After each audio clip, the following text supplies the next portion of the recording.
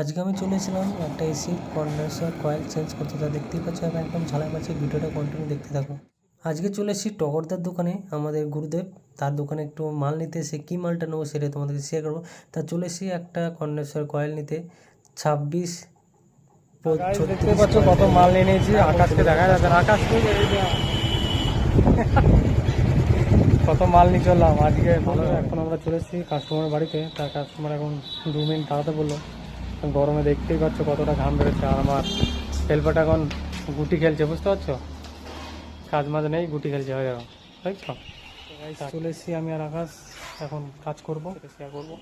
এত গরমে সব কিছু গলে যাচ্ছে, কিন্তু আকাশের মনটা আর ভালো হচ্ছে না, বুঝলে তো। ছেলেটা খুব অসহায়। গাইস ছাদে চলে এসেছি। ছাদে আসার পরে দেখি হাওয়াটা খুব সুন্দর দিয়েছে, খুব ভালো লাগছে। আর আকাশবাবু এসিটাকে খুলছে, তা কী চেঞ্জ করবো সেটা তোমার কাছে শেয়ার করবো। তো গাইস এই কয়েলটা হচ্ছে লিক আছে, ঠিক আছে, অ্যালুমিনিয়াম কয়েল আছে। সেটাকে এখন এই কপারের কয়েলটা হবে, ঠিক আছে। তো সব মাল মেটেল নিয়ে চলে এসে এখন খুলে এখন গিজগিজ করে দেবো, খুলে একদম গিজগিজ করে দেবো, ঠিক আছে। তো আকাশ খুলছে এখন। তো গাইস ব্লু স্টারের আগেকার কন্ডেন্সার কয়েলগুলো দেখো, আর এখনকার নতুনগুলো যেগুলো এসেছে কতটা বড়, বুঝতে পারছো। খোলা হয়ে গেছে। এটা হচ্ছে লিক আছে, এটা অ্যালুমিনিয়ামের, আর এটা হচ্ছে কপারের, ঠিক আছে। একদম খুলে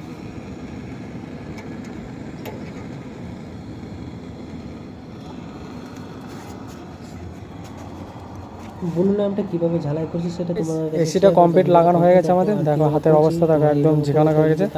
আর আমার লিভারটা নয়, হাফ মিস্ত্রি, ঠিক আছে, খুব সুন্দরভাবে ফিটিং হয়ে গেছে।